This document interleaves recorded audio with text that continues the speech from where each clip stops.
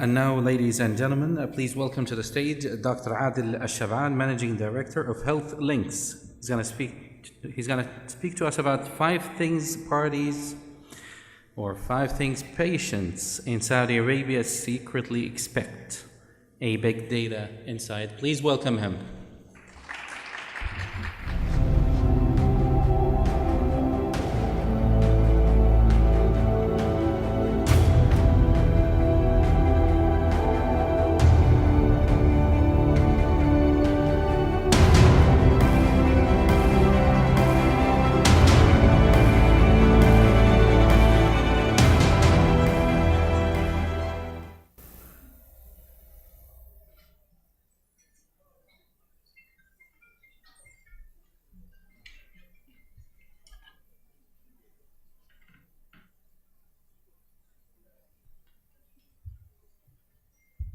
Bismillah ar-Rahman ar-Rahim. Assalamu alaikum wa rahmatullahi wa barakatuh. Thank you all for attending this afternoon, and thanks to Al Musa Hospital for their continuous leadership in driving patient experience in the kingdom. Glad to be welcomed here, and I would like to spend the next 20 minutes just teasing your brain about things that we found from our work here in the region. And I would like to start with you with a story of this young kid called Majid. I was back then working as a marketing director in one of the esteemed, reputed hospitals in Jeddah, Saudi Arabia. And back then, I was just called to expect some media attention because this kid drowned on a school trip. And as expected, media started coming in. And I had the pleasure of being introduced to the family of Majid at that stage. And over the next 11 days, I witnessed what patient experience is, and it changed my life forever. I witnessed the family going through different grief stages, and I lived that with them day in, day out. Starting with anger, denial, depression, bargaining, and then acceptance. Over the 11 days that Majid stayed with us in the hospital, I learned that not everything we expect patients to know, actually know. And on the 11th day, while standing in the ICU room with the father of Majid, the buzzer stopped ringing and Majid passed away. And at that moment, the father of Majid just asked me one question: is it done? What shall I do now? And it struck me. It struck me that we did not prepare him for that day. And it struck me that I didn't know myself what should be done next. And I'm a caregiver in a hospital. And I've been doing this myself for quite some years. And that's one thing that I took away. It's about how we address patient suffering, and not only the patient and family suffering throughout the process. Later, I had a talk with Majid's father, and he was thanking me about the help that I provided over the stay of his beloved son in the hospital. And he told me, you know, one thing that I found about you, you treated me as a human being. You treated me as a human being. And that really touched me like anything can touch anyone working in healthcare today. Those 3 words really made a lot of difference in my life, and I will show you in a bit how. Next, I was in a presentation with Dr. Jim Merlino. For those who know Dr. Jim Merlino, he was the Chief Experience Officer in Cleveland Clinic, and he wrote such a nice book called Service Fanatics. Dr. Merlino was talking about his father's suffering and how he died in the hospital believing that this is the worst place to be, and he didn't want this to happen to anyone else. And I started digging more and more into that, and I discovered that the word patient actually comes from those who suffer. And what are we doing today to either mitigate or reduce the suffering of patients? So you know that there's some unavoidable suffering because you're sick. You don't have good control of your life. You're used to eat whatever you want to eat, and now you're restricted to a diet. You're restricted to a bed. You cannot go to the bathroom on your own. That's something that's unavoidable because you are sick. But there is another type of suffering that's avoidable. Avoidable because it's related to our processes, the processes that we put together in the hospital.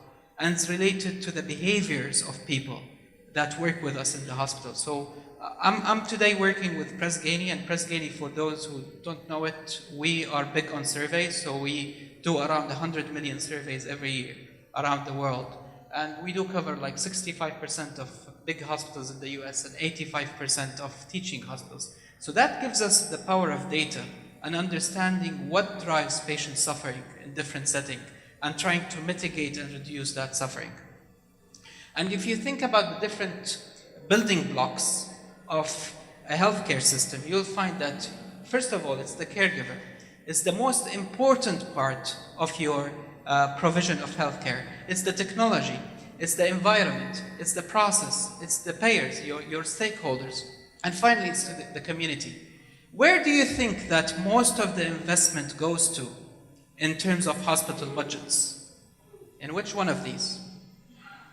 A survey that was done in 2015 showed that the IT systems, the facility, take most of the budget for many of the hospitals that they surveyed. And that's just something that goes against what we just talked about. We are not spending enough money, we're not putting enough investment into changing or revising our processes, our investing in our caregivers to improve the behaviors. We're just investing a lot in the facade of the buildings. I was giving a similar presentation in Dubai, and we had a patient speak that day, and they were saying that they were puzzled by the nice buildings that the facilities had. But the behavior, this is where the investment should go. And this is a quote from the same study. It just says, in terms of an investment, when you buy a technology or you change your HIS or you renovate a building, just keep in mind, how does this affect the patient experience and the patient suffering day in, day out? We do a lot of correlations in Press Ganey, and I've selected quite few to link to you patient experience to different aspects of care. You're going to see these bars a lot. So the round circle is the bottom quartile. This is the bottom 25% of performers. And the diamond is the high quartile, which is the 75 to 99% of performance. And as you can see, if you have better patient experience, you have less complications and less infections. If you have better patient experience, you have better quality. Now you can argue that because these hospitals are so good, clinically, their patient experience is high. And this is okay, but in the end, you are pursuing excellence.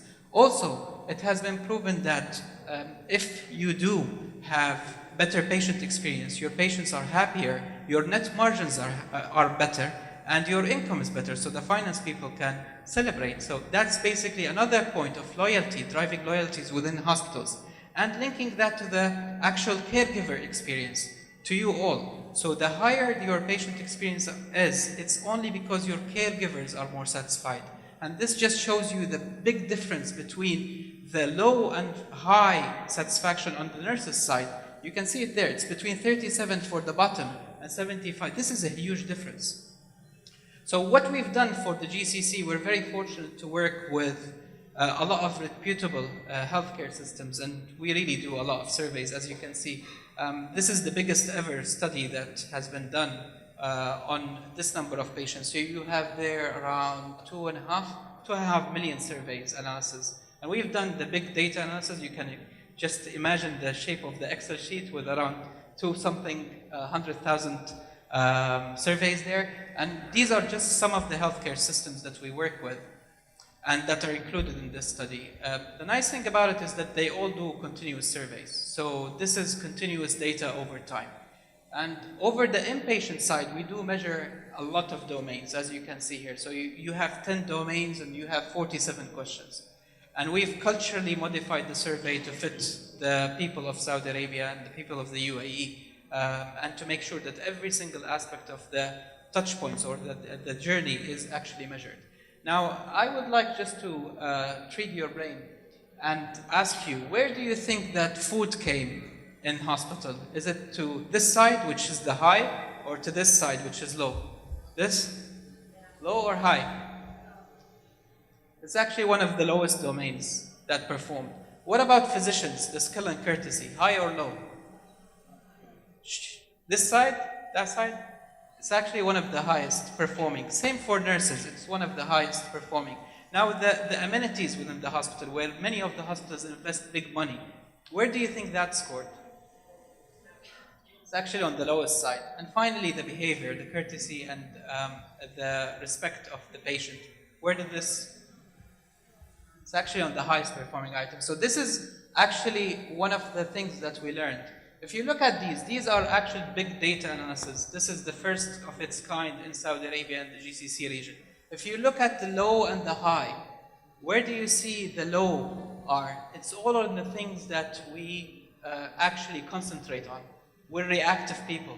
You actually tackle complaints more than anything else, and I'm going to come to that in a minute. But if you look at the highest performing items, it's the skill of the physician, the friendliness of the physician, and the caregivers and others. And if you look at, 2 of them are related to food in the lowest. 3 of them are related to the room itself. And here you can see that almost all of them are related to nurses and physicians and other caregivers. What we did after that is we calculated the priority index. The priority index is a mix of the performance of hospitals plus the correlation that Dr. Ramzi just talked about. So we went the extra step. We linked the performance of the overall hospitals that we work with the actual correlation analysis. And what it showed us is amazing. It showed us that none of these items are actually related to the lowest items. Where's the cleanness here, or where is the amenities? It does not show on the priority index. It will never show on the priority index. Why? Because your patients are willing to forgive this if they take other things. And these are the items that you looked at. And I've classified them into 2 parts, the process and the behavior. And let's talk about one of them. First of all is the discharge. And just King Faisal just now talked about discharge, and it showed as the lowest performing item. It's a major issue. Why? Patients don't understand the discharge instructions that we give them. And this is one of the things that need major lift in the Middle East and the GCC in particular. And then concerns and complaints. And I would like just to ask you, what do you think that patients complain about? Patients complain about the things that they can comprehend. And if you just concentrate on complaints as a patient experience executives or departments, you're concentrating on 4% of totally dissatisfied patients. So concentrating on complaints does not solve the issue. And we always talk about having a different prospect to running complaints. First of all, have a practical governance, practical. Don't forget this word. If you want to have things solved in the hospital, you need to empower your frontliners. You need to empower your people. And the second thing is select the right people for the complaints office. You don't want an analytical person there. You want a compassionate person, someone who can actually relate to the patient's suffering. If you put an analytical, mathematical kind of mind there, they will not help you solve the problems. And third is empower them. And this is a study that was done in 2013 that shows that most of us until today take reactive measures rather than we go into root causes. And this is shown in every single hospital that we work with. They freak out when we have a complaint. And when it's serious, they freak out even more. Don't. Just go and fix the process. The complaints will take care of themselves. And finally, if you think that when you close a complaint, patients are satisfied, no. Only 41% of patients that are actually address their complaints are satisfied. So just do the right thing for the patient. That's the take-home message for you today. When you're thinking about complaints, think about doing what's right for your patients. Next, I'm going to talk about the behavior part, which is nurses and staff concern. How can you work around this? So there are some best practices, and I've selected one, which is whiteboards. And I've selected a couple of examples here to share with you. One of the nice things about this whiteboard is that it specifies to the patient what does excellent care means to them. So from the moment that they enter, you know what is excellent care. You've asked them about it, and it's in front of you. You can really tackle it. What's even better is having the patient preference and notes. So we all know doctor's notes, and that doctor's notes is what drives care. What about what the patient wants, what the patient cares about? If the doctor goes in and sees the patient preference or notes written there that I don't want to be woken up at night, and that's one of the things that was mentioned this morning, they would respect that. So that communication board can be used effectively within hospitals, and it will really tackle these areas and increase their scores. And we've seen great results with hospitals that implement these strategies. Hourly rounding. Who here are from nursing? Please raise your hand. So nurses, if you don't do hourly rounding, please instill this into your processes. And meaningful hourly rounding. How does this affect patient satisfaction? You can see it here. The difference in the mean across every single item on the survey is massive between those that do and do not do hourly rounding. Does it take more time? No, it doesn't, because you're not reactive anymore. You are proactive and talking about what the patient need when the patient need it. I'm going to go just scan very quickly on the outpatient side, and we've done the same exact exercise and found the exact same result. It's all about communication and behavior rather than amenities. But what I want to show you here is something more intense. See the difference between the low and the high performance? It's around 28%, almost all of the items. So this is a huge difference between hospitals that put this at the frontier of their strategy and those who do not. And you can see that 3 of them are related to actual behaviors, or 4 or 5, and some of them are related to processes. So again, amenities do not matter. Parking does not matter. If you invest millions in a new parking, it will not fix your patient experience. What matters are these items. These are behavioral and processes that you need to take care of. Finally, the emergency department. And in the emergency, most of the hospitals that we work with are actually suffering. And we do recommend always best practices to improve that. But look at the lowest performing item, informed about delays. It's not the delay itself, it's being informed about the delay. And there's a huge difference between the two. If you tell your patient that you're expected to wait here for around 20 minutes to see the doctor, and you end up seeing him after 3 or 4 hours, that's not going to work. For the sake of time, I'm just going to skip the rest. But what I would like just to concentrate on next is the patient experience department structure and mission and vision. When we round different hospitals, there's no concise and centralized mission and vision for patient experience in these facilities. And this is actually taken from a study in 2017. Mission, structure, and definition. If you ask everyone to describe what's patient experience in their hospital, every single person will have their own definition. The CEO will have a different definition than a frontliner. This is one of the things that you need to take home with you. And the key findings here is that if you don't get more strategic in the way that you look at your data and the way that you look at your patient experience, you're going to be continuously dragged in different directions, being reactive to complaints, being reactive to different issues that happen in the hospital, and you lose the bigger picture. So that's another take-home message for you. If you have a hospital that you're working with and you don't have a simple mission for patient experience that's universally used across the facility, you have an issue. And finally is the support of the CEOs. So these are the key drivers for a successful patient experience program. The number one is a visual support. And we were recently with a client and we advised that the CEO actually chairs the patient experience committee. That's the only way that they would take them seriously. So this is one of the major issues, having the middle manager buy-in. And of course, the processes and reviews. What are the biggest blocks to actually implementing a strategy? The patient experience directors are distracted. They're pulled in different directions. And that's one of the things that, again, take home with you. Don't be pulled in different directions. Be always concentrating on the ball. My last words is about football and basketball. And I'm a big Real Madridian fan, but I'm going to use Messi as an example. A study that was done by Malcolm Gladwell, looking at the difference of football and basketball, it showed that basketball is a superstar game, while football is a game that depends on teamwork. So if you put Michael Jordan on any team, back in the days, of course, he would win that team. If you put Messi in a lousy team, like what happened in Argentina, they would very unlikely win. And the reason being is that we do not concentrate on healthcare in putting all of the team together and concentrating on the lowest performers. The lowest performers are the ones that need help. The lowest performers should be your major point of focus in your facility.